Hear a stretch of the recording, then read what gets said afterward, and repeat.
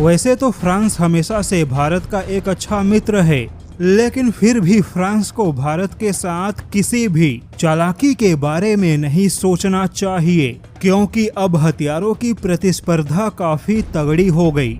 यहाँ तक कि स्वीडन के ग्रिपेन ने सभी को चौंकाते हुए फ्रांस के राफेल को मार गिराया, जो कि फ्रांस के लिए बहुत बड़ा झटका है। ग्रिपेन को ऐसे समय में सफलता मिली जिस समय पूरी दुनिया में फ्रांस और अमेरिका के फाइटर जेट की काफी डिमांड है।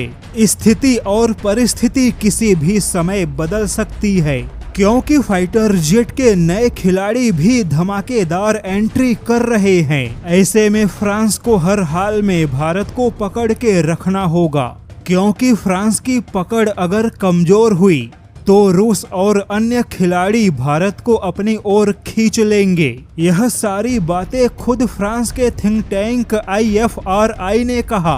तो चलिए जानते हैं कि आखिर ऐसा क्या हुआ कि फ्रांस की चिंता बढ़ गई। खबर कुछ ऐसी है कि लैटिन अमेरिकी देश में फ्रांस को एक बार फिर से काफी तगड़ा झटका लगा, क्योंकि कोलंबिया में स्वीडन का ग्रिपेन फ्रांस के राफेल फाइटर जेट को हराते हुए कोलंबिया के फाइटर जेट के टेंडर में बाजी मार गया। खुद कोलंबिया के राष्ट्रपति ने ऐलान किया कि उनके देश ने फ्रांस के राफेल को पीछे छोड़ते हुए स्वीडन के ग्रिपेन को खरीदने का फैसला किया। हालांकि कोलंबिया ने राफेल को छोड़ ग्रिपेन को खरीदने का फैसला क्यों किया, इसके बारे में कोलंबिया के राष्ट्रपति ने कोई जानकारी नहीं दी, लेकिन दावा है कि ब्राजील ने भी स्वीडन के ग्रिपेन को खरीदा था, इसीलिए कोलंबिया ने भी ब्राजील के रास्ते पर चलने का फैसला किया।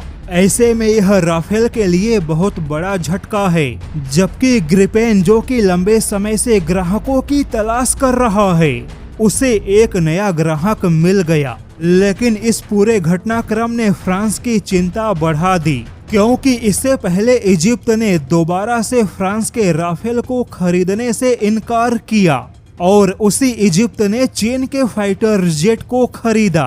वहीं लैटिन अमेरिकी देशों ने भी अभी तक राफेल में कोई दिलचस्पी नहीं दिखाई।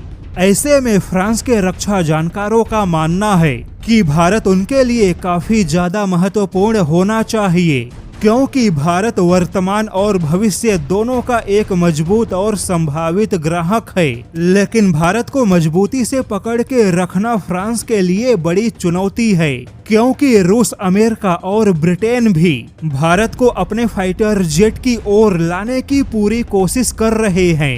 यानी कि भारत को लेकर अब प्रतिस्पर्धा और ज्यादा कड़ी हो गई। हालांकि फाइटर जेट का इंजन इस समय भारत की मुख्य आवश्यकता है। ऐसे में फ्रांस को भारत के साथ एक मजबूत और लंबा रिश्ता बनाए रखना है, तो भारत को इंजन देने से परहेज नहीं करना चाहिए।